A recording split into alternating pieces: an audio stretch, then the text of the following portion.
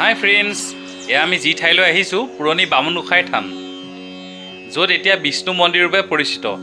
আমি কিয় ক'লোঁ বামুণ গোসাঁই থান বুলি? এটা ডাঙৰ ৰহস্য জড়িত হৈ আছে, যিটো দাপৰ যুগৰ শ্ৰীকৃষ্ণ আৰু পঞ্চ পাণ্ডৱৰ লগত জড়িত।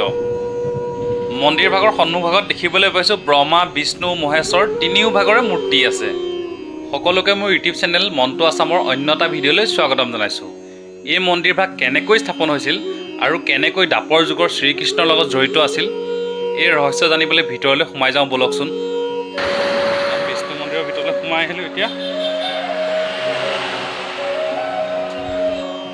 আহিয়ে দেখা পালোঁ এভাগ সৰু মন্দিৰ, য'ত মোৰ আৰু আপোনালোকৰ হৈও নেদেখাজনলৈ বুলি এগছি চাকি জ্বলালোঁ।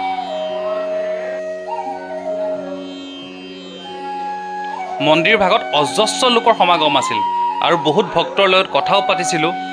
যিহেতু ভাদ মাহ আছিল, ভকতসকলৰ মাজত ভাগৱত পাঠৰ ব্যাখ্যা চলি আছিল। এই মন্দিৰ ভাগৰ ৰহস্যটো জানিবলৈ হ'লে আমি ঘূৰি যাব লাগিব দাপৰ যুগলৈ। সত্য যুগত সদাশিৱ, ত্ৰেতা যুগত ৰাম, দাপৰ যুগত শ্ৰীকৃষ্ণ, কলিধৰি নাম। আমিতো এতিয়া শ্ৰীমন্ত শংকৰদেৱৰ কলি যুগত জীয়াই আছোঁ, কিন্তু আমি যাব লাগিব দাপৰ যুগলৈ, যেতিয়া শ্ৰীকৃষ্ণৰ অৱতাৰ আছিল। পঞ্চ পাণ্ডৱে যে স্বৰ্গলৈ যাত্ৰা কৰিছিল, তেতিয়া সেই ঠাই জিৰণি লৈছিল। তেতিয়া স্বয়ং ভগৱান শ্ৰীকৃষ্ণই বটু বামুণৰ ৰূপ লৈ আহি তেওঁলোকৰ লগত কথা পাতিছিল, আৰু তেতিয়া বটু বামুণ তাতে অন্তৰ্ধান হৈ পৰিছিল। আৰু সেই ঠাইৰ পৰা ৰাতিপুৱাই পঞ্চ পাণ্ডৱে স্বৰ্গ আৰোহণ কৰিছিল আৰু কৈ গৈছিল ইয়াত এখন মহান তীৰ্থ হ'ব। সেইবাবে চাগে আজি বিষ্ণু মন্দিৰ ইয়াত স্থাপন হ'ল।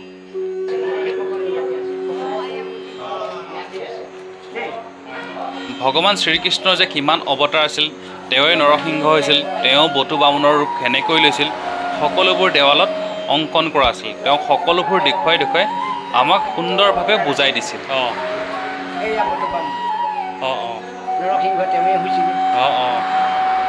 দাপৰ যুগৰ বিষ্ণু মন্দিৰ ভাগ কেনেকৈ স্থানান্তৰিত কৰা হৈছিল আৰু এই নতুন বিষ্ণু মন্দিৰ ভাগ কেনেকৈ স্থাপন কৰিছিল, সকলোবোৰ কথা তেওঁ বিৱৰি কৈছিল।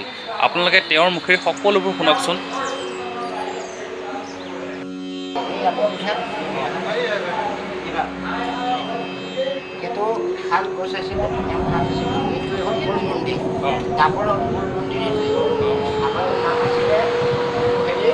বামুণ গোসাঁই থান, তাৰপিছত সেই যেতিয়া আমাৰ ভিতৰত মূৰ্তি আহিলে, সেই মূৰ্তিটো তাত স্থাপন কৰিলে।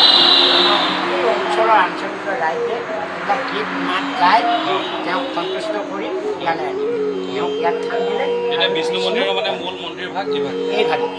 সেইকাৰণে আমি সকলো ভকতকে বুজাই ইয়াতে প্ৰথম তেওঁক বন্তি কৰি দিব লাগিব, ভোট দিব লাগিব আৰু শৰাই ভাগ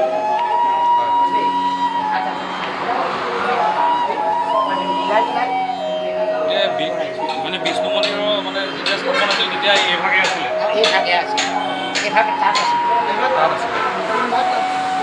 নতুন ভাগ তাত বহাই এতিয়া সেইটো দাপৰত পাঁচ পাণ্ডৱ যেতিয়া এই ৰাস্তাই যায় আৰু পাঁচ পাণ্ডৱ বহা আসন সেই তাত আছে। ইয়াৰ পৰা যেতিয়ালৈকে আসন সেই ৰাস্তাৰ লগতে শিলৰ আসন তাতে পৰিছে। এইটো শিলচাং কৰি তাৰ আহি ইয়াত ৰাতি ইয়াতে ৰাতি লৈছে। আপোনালোকে ভিডিঅ'টো চাই কেনে লাগিল জনাব, আৰু মন্দিৰ ভাগৰ যদি কাহিনীটো ভাল পালে এনেধৰণৰ ভিডিঅ' বনাবলৈ please like, comment and subscribe কৰি দিব।